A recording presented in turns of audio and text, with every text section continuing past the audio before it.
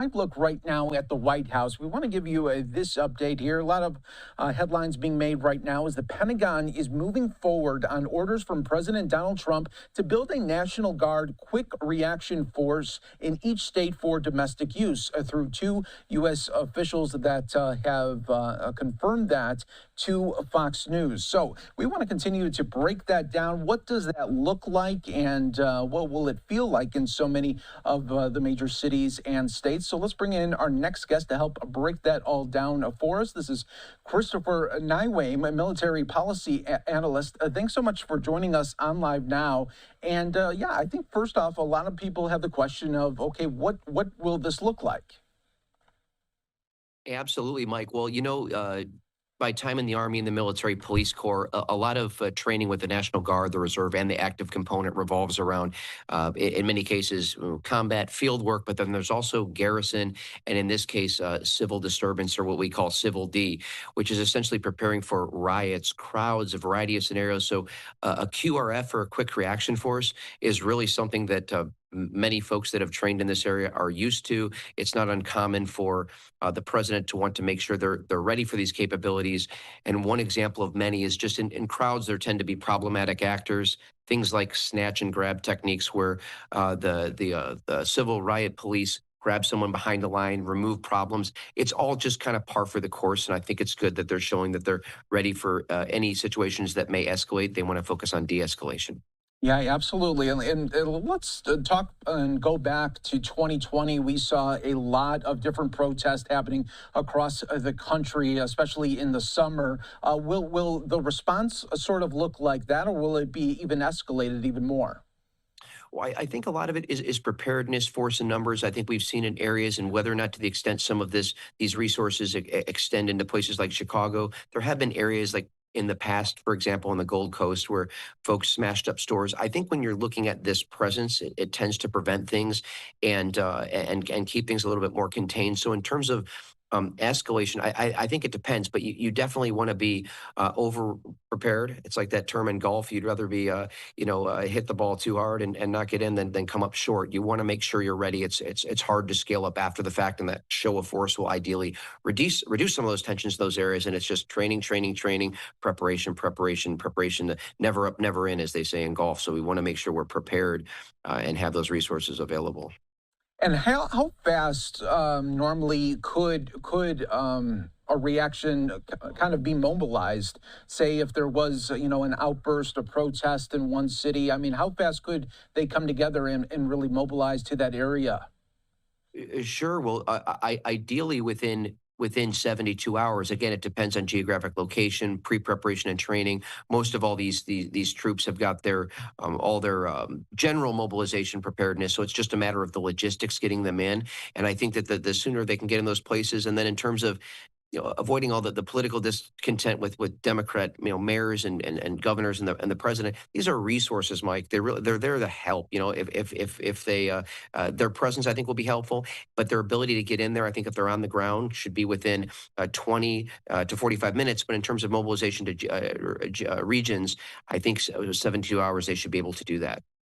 Yeah, I'm glad you talked there about really the political nature that we are seeing just in so many different cities and states when it comes, especially with Democrats who do not want the help at all, it seems like. How, will this inflame them even more, or will this try to, put, an ease to this is all?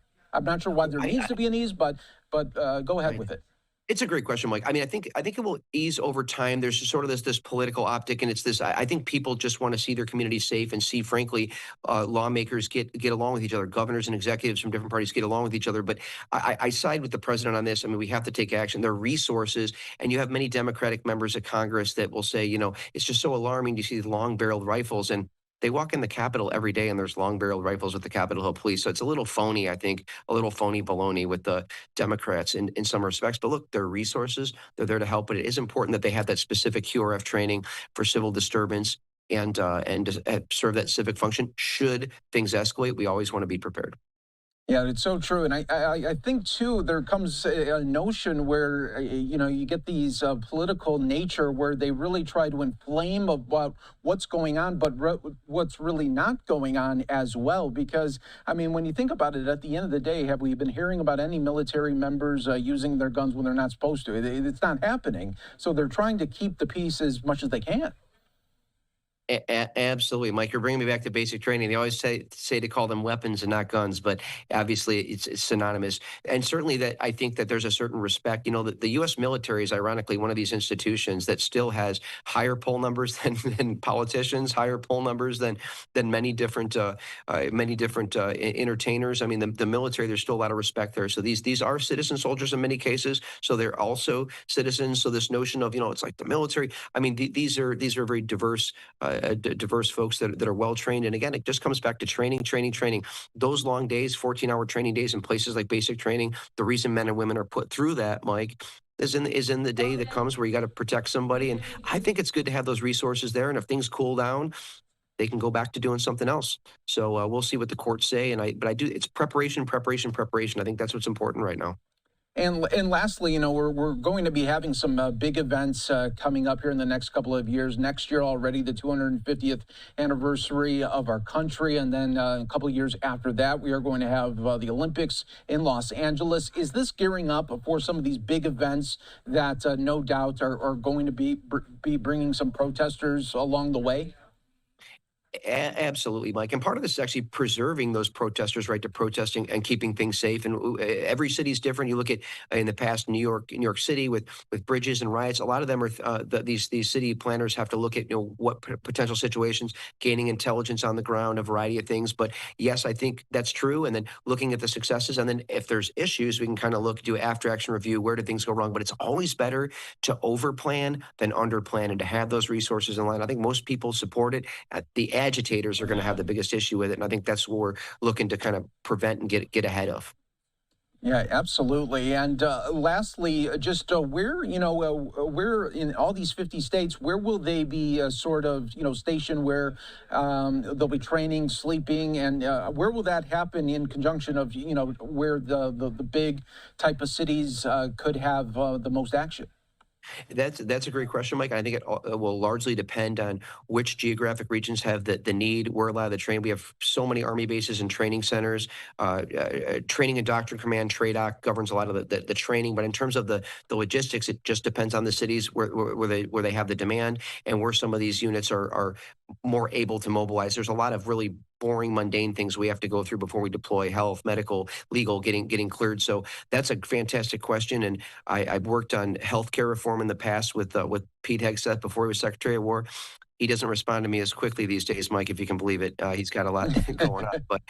But some of that where we're able to get around, that's the benefit of having the various branches. That's a fantastic question. I think a lot of that will evolve with needs, hot spots, and how some of these areas go, and keeping an eye on Chicago and the courts, and what some of these judicial decisions are made in relation to where folks can go. And lastly, it just seems like, a moment in time when you take a look back post 9/11. If you look back October of 2001, if there was, notions here of quick reaction forces going into major cities, I think the overwhelming support would totally be there. And now it's much different in some locations.